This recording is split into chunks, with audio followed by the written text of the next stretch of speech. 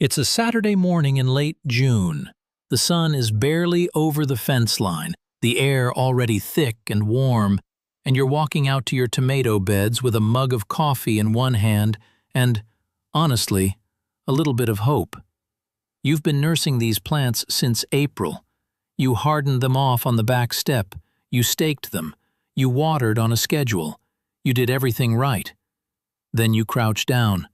The bottom leaves are laced through with holes. Not a few, not a nibble. Eaten.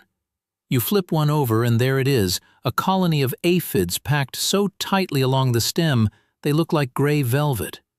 The first fruit you can actually reach has a sunken dark patch spreading across the shoulder, and that sticky black film coating the lower foliage.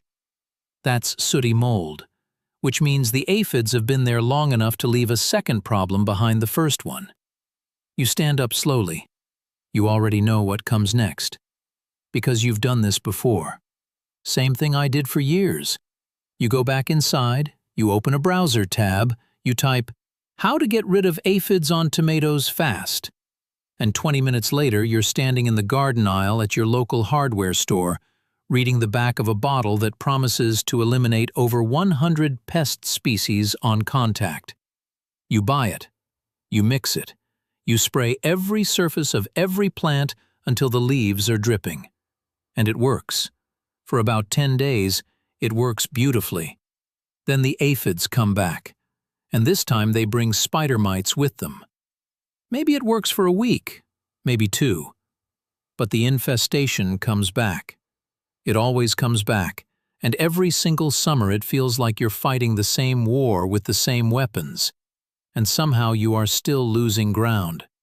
The spray costs you money. The pests cost you fruit. And at some point, deep in August, when half your tomatoes have cracked or been abandoned to the hornworm, you start to wonder if you're just not cut out for this. If your garden is simply one of those stubborn ones that refuses to cooperate, I want to stop you right there, because that feeling, that specific exhaustion, is not a personal failure. It's the logical result of a system that was never designed to solve your problem.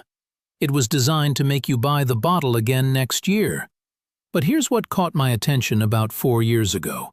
I was driving through Lancaster County, Pennsylvania, in the middle of July, prime pest season, and I pulled over on a back road to look at something I couldn't quite explain. An Amish kitchen garden. Tomatoes shoulder high, fruit heavy on every vine.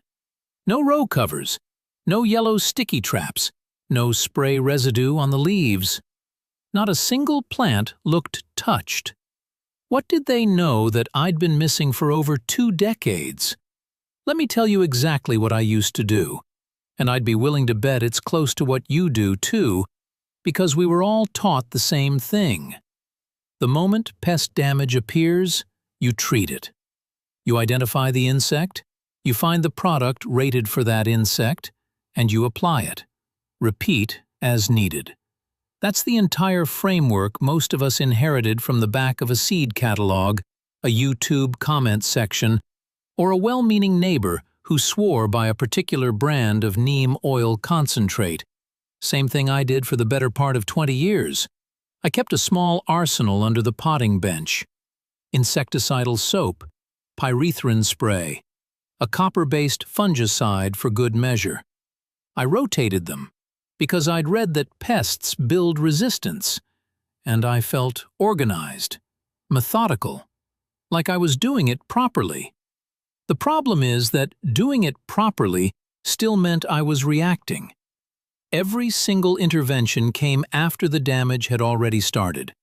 I was managing a crisis, season after season, and calling it a gardening practice. And here's the part nobody puts on the bottle. Broad-spectrum pesticides don't distinguish between the aphid destroying your plant and the parasitic wasp that was 3 days away from destroying the aphid for you. When you spray, you reset the entire insect ecosystem in your garden to 0. No pests? Yes, but also no predators, which means the first pest species to recolonize your plants. And aphids recolonize fast, blown in on the wind from 3 gardens over, arrives into a vacuum. No checks, no competition, no natural pressure of any kind. You didn't just fail to solve the problem, you chemically guaranteed it would return worse. No judgment here. I did this myself for longer than I'd like to admit. The garden industry built an entire retail category around this cycle. Pest pressure, product purchase, temporary relief, return of pest pressure, repeat. It is, if you look at it clearly, one of the most elegantly profitable subscription models in the history of home gardening. And most of us have been paying into it every single spring without realizing it. But here's what caught my attention that afternoon in Lancaster County. I didn't go to Lancaster County looking for a gardening lesson. I was passing through on an unrelated trip, and I stopped because something looked wrong. Or rather, something looked too right. It was mid-July, peak aphid season, the kind of humid, heavy Pennsylvania summer that makes every pest problem worse. And this kitchen garden, running alongside a white farmhouse set back from the road, was producing tomatoes the way tomatoes are supposed to look in a seed catalog photograph. Not in real life. Certainly not in mid-July, in a garden with no visible intervention of any kind. I'm not a shy person when I'm curious. I knocked on the door. The woman who answered, I'll call her Mary because that's what she told me her name was, didn't find my questions strange at all. I asked her what she used on her tomatoes. She looked at me for a moment, as if she was deciding whether the question was serious. Then she said, very plainly, "We don't put anything on them. We put things next to them." She walked me back to the garden and spent the next 20 minutes pointing out what I had completely failed to see on my first look. The tomatoes weren't growing alone. They were growing inside a system. Basil planted in dense clusters at the base of every third cage, a thick border of French marigolds running the full perimeter of the bed, dill gone deliberately to flower at the corners, nasturtiums sprawling along the south-facing edge, their round leaves catching the morning light. Her tomatoes had barely a mark on them. Mine, that same week, were under their 3rd spray treatment of the season and still losing ground. I asked Mary how long her family had been growing this way. She smiled and said she learned it from her mother, who learned it from hers. This wasn't an experiment. This wasn't a trend she'd found on a gardening forum. This was a system refined across generations by people who had no access to a hardware store and no tolerance for a failed harvest. What did they understand about pest management that the entire modern garden industry had either forgotten or decided wasn't profitable enough to tell us? Today, I'm going to walk you through exactly what Mary's garden was doing, and exactly what yours can do too, starting this season, with plants you can source for under $10 at any nursery or grow from seed in a windowsill. I'm going to give you 6 specific steps, the same 6 principles that structure every traditional Amish kitchen garden in Lancaster and Holmes counties. And I'm going to explain not just what to plant, but why it works at a biological level. Because once you understand the mechanism, you stop feeling like you're following someone else's instructions and start feeling like you actually understand your garden. That shift matters. It's the difference between copying a system and owning one. By the end of this video, you'll know which companion plants suppress aphid populations before they establish, which root systems chemically disrupt the nematodes, destroying your fruit from underground, which flowering plants recruit the exact predatory insects that treat your tomato bed as a permanent hunting ground, and how to arrange all of it so the system protects itself through the entire growing season without a single spray. No bottle, no schedule, no crisis management. And I want to be upfront with you about something. This is not a complicated system. That's actually the part that frustrated me most when I finally understood it. The reason it works is the same reason it was never marketed to us. It costs almost nothing to implement, it gets stronger every year rather than weaker, and once it's established, you have no reason to buy anything. That is not a business model, which is exactly why you've never seen it on a shelf. Stick around to the end of this video, because I'm going to share one specific technique I watched Mary use that I have never seen in any gardening book, any extension guide, or any video on companion planting. It involves something almost every tomato grower already does and throws away. Once you know what it actually is, you will never discard it again. It changes the entire equation. I'll be honest with you about how long it took me to stop being skeptical of all this. I'll be honest with you. When I first got back from Lancaster County and started researching companion planting in any serious depth, part of me was deeply resistant to what I was finding. I've been growing tomatoes since my late 20s. I've read the books, the Rodale guides, the square-foot gardening manuals, 3 different editions of what I'd always considered the definitive home vegetable growing reference. I've taken soil samples. I've amended with compost, with bone meal, with sulfur. I've tried every staking method, every pruning philosophy, every mulching material. I have a folder on my laptop, an actual folder, with notes from a decade of growing seasons, tracking what I planted, what I sprayed, what I lost, and what I harvested. And I figured that if companion planting genuinely worked the way Mary described, I would have found it by now. I would have tried it. Someone credible would have told me. What I eventually had to admit to myself was more uncomfortable than I expected. I hadn't missed it because the information wasn't available. I had dismissed it. Every time I'd encountered companion planting in a book or an article, I had mentally filed it under folk wisdom, charming, possibly placebo, not rigorous enough to take seriously. I was a spray and data gardener. I wanted measurable inputs and measurable outputs.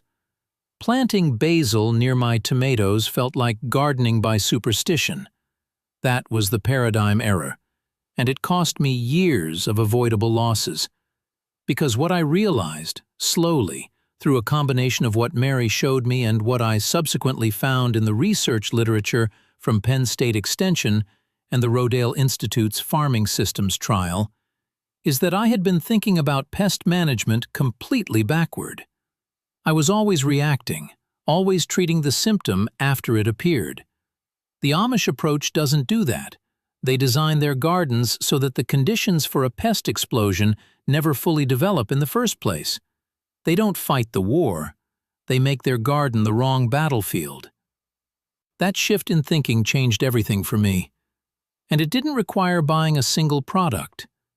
There is a word the Amish use that I keep coming back to whenever I try to explain this system to someone who hasn't seen it in practice. The word is Gelassenheit. It translates roughly as yielding, submission to a larger order, a willingness to work within a system rather than imposing your will upon it. It is a theological concept in Amish life, but it is also, whether intentionally or not, a precise description of how their most experienced gardeners relate to the land. In a Gelassenheit garden, you are not the controlling force. You are the designer of conditions. Your job is to arrange the right relationships between plants, between insects, between soil organisms, and then step back and allow the system to regulate itself. The garden is not a monoculture battlefield where you hold the line against invaders.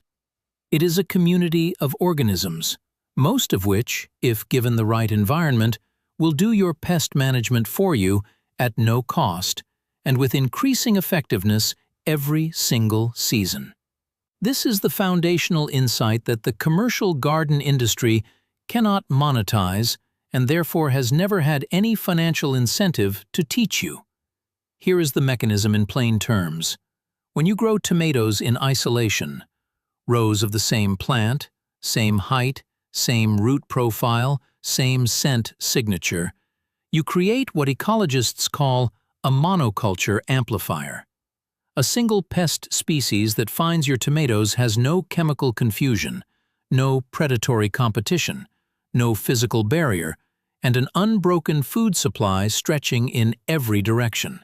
You have, without meaning to, built the ideal conditions for an infestation. Then you spray to correct it. Then the predators die. Then the pests return into a vacuum. Then you spray again. The Amish design removes the amplifier at the source. Diverse plantings create olfactory confusion. Pests locate host plants primarily by scent, and a mixed planting scrambles that signal. Flowering species recruit predatory and parasitic insects that establish permanent territories in the bed. Root chemistry from specific companion plants suppresses soil-level pest populations before they emerge. The garden manages itself, because it was designed to. And here is exactly how it works, step by step. Step 1. Shatter the monoculture signal. Most growers plant tomatoes in clean, separated rows because it looks organized. Tidiness, in this case, is the problem. Aphids and hornworm moths locate host plants by scent. A uniform block of tomatoes broadcasts that signal like a radio tower. Interplant basil at a ratio of 1 basil plant for every 3 tomato cages, positioned at soil level directly beneath the lower foliage. The volatile compounds in basil, specifically estragol and linalool, documented by the University of Florida's Entomology Department in 2016, measurably suppress aphid settling behavior. My first season doing this, I lost 0 plants to aphid colony establishment, not fewer, 0. Step 2. Build the predator corridor. Plant a continuous border of French marigold, Tagetes patula, around the full perimeter of your tomato bed, not decoratively, densely, minimum 2 plants deep. Marigold root secretions suppress root knot nematodes by up to 75% within a single season, per Penn State Extension research. Above ground, the flowers recruit hoverflies and parasitic wasps, the natural predators of aphids and caterpillar eggs, and give them a permanent territory to defend. This next step is where the system really starts to separate itself from anything conventional. And it's the one that surprised me most. Step 3. Deploy the confusion layer. Allow dill to bolt and flower at the corners of your bed. Flowering dill releases a scent profile that actively disorients whitefly and spider mite populations while simultaneously attracting braconid wasps, which parasitize hornworm caterpillars by laying eggs directly inside them. 1 flowering dill plant per corner. Let it go. Don't cut it back. Step 4. Anchor the south edge with nasturtiums. Nasturtiums function as a sacrificial trap crop. Aphids prefer them over tomatoes when given the choice. Plant them along your sunniest edge. Let the aphids find them and watch the ladybird populations follow within 2 weeks. Step 5. Feed the soil ecosystem, not the plant. Compost, not fertilizer. A 2 to 3 inch layer of finished compost applied at planting builds the microbial diversity that suppresses fungal disease at root level. The invisible second wave that always follows a weakened, pest-stressed plant. Step 6. Remove the chemical reset. Stop all broad-spectrum spraying entirely. This is the hardest step for most people, and the most important. I want to step back from the individual steps for a moment because there is something larger happening in this system that I think deserves to be said plainly. What Mary showed me in that Lancaster County garden was not a collection of gardening tips.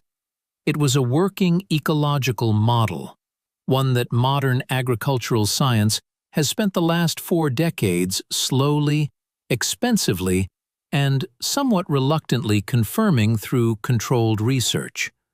The Rodale Institute's Farming Systems trial, the longest continuously running side-by-side comparison of organic polyculture versus conventional monoculture farming in the United States, active since 1981 at their research site in Kutztown, Pennsylvania, has accumulated over 40 years of data showing that diversified organic systems consistently produce 50 to 80% lower pest pressure than their conventional counterparts.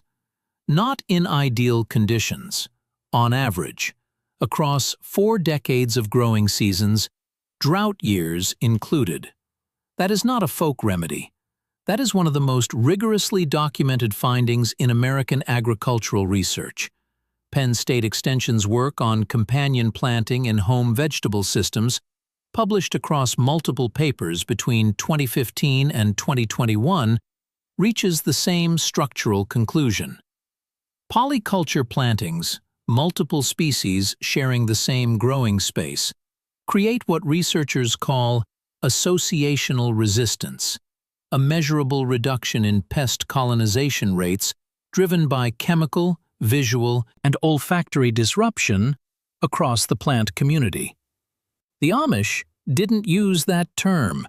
They didn't need to.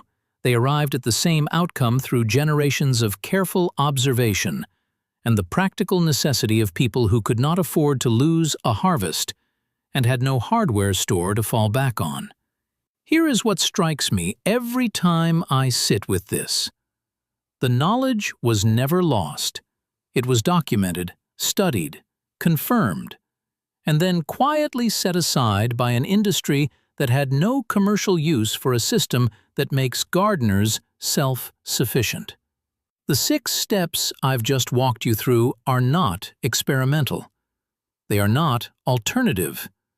They are the evidence-based foundation of how healthy kitchen gardens have functioned for centuries, and how the most productive small-scale growers in Lancaster and Holmes counties are still functioning today. Every technique connects. The system is the point. Let me share some patterns I've noticed, things I used to do the conventional way that this system handles completely differently. No judgment here. I did every single one of these myself for longer than I'd like to admit. And I've watched good, experienced gardeners repeat them season after season because nobody ever explained what was actually happening underneath the behavior. Mistake 1. Pulling the weeds growing near your tomato bed. It feels like good housekeeping. Bare soil around your plants looks managed, intentional, clean. But many of the plants we reflexively remove, clover, wild dill volunteers, even certain grasses, are active recruitment zones for the beneficial insect population your tomatoes depend on. When you pull them, you are evicting your unpaid pest management workforce. The Amish don't maintain sterile borders. They maintain inhabited ones. Mistake 2. Spraying on a prevention schedule. The logic feels sound. Get ahead of the problem before it starts. In practice, a preventative spray applied to a garden that has not yet developed pest pressure eliminates the predatory insects that were already establishing territory in anticipation of pest arrival. You are spraying away your own first line of defense. The Amish equivalent of prevention is design, not chemical application. The system prevents. The spray merely resets. Mistake 3. Growing one tomato variety in one dedicated bed, season after season. Crop rotation is taught as a disease prevention strategy, and it is. But the deeper issue is that a permanent tomato zone becomes a permanent pest zone. Soil-level nematode populations, fungal spore banks, and overwintering pest egg masses all concentrate in a bed that reliably produces the same host plant every year. The Amish rotate not just crops, but entire bed configurations, disrupting every life cycle that depends on predictable placement. Mistake 4. Removing all dying or spent companion plants immediately. A marigold going to seed at the end of the season is not garden waste. It is next year's perimeter defense, self-sown, at no cost. Leave it. Let it drop. The system is trying to renew itself, and the conventional gardener's instinct for tidiness keeps interrupting it. Now, here's something I picked up from Mary that I haven't seen mentioned in any guide. Here's something I watched Mary do on my second visit to her garden, late July, peak season, that I have not seen mentioned in a single companion planting book, Penn State Extension guide, or YouTube video on organic tomato growing. And when she first showed me, I almost argued with her, because it runs directly against one of the most universally taught tomato growing instructions in existence. You know, the tomato sucker. That vigorous shoot that emerges from the axil between the main stem and a side branch. Every guide tells you the same thing. Pinch it off early, before it diverts energy from fruit production. I had been doing this religiously for years, dropping the suckers onto the compost heap without a second thought. Mary doesn't compost them, she roots them. She takes each pinched sucker, 3 to 4 inches long, and pushes it directly into moist soil at the perimeter of the bed, just outside the marigold border. No rooting hormone, no special treatment. Tomato suckers root in 5 to 7 days in warm soil with routine watering. Within 2 weeks, you have a small but fully functional tomato plant growing at the outermost edge of your garden. Here is why this changes everything. That perimeter plant becomes the first contact point for any incoming pest pressure. Aphids, whitefly, hornworm moths scanning for a landing site. It is functionally a sacrificial trap plant made from material you were already discarding. It draws pest attention outward, away from your producing plants, and toward the marigold and dill border where your predatory insect population is densest. The pest arrives at the edge. The predators are already there. The pressure never fully reaches your fruit-bearing plants.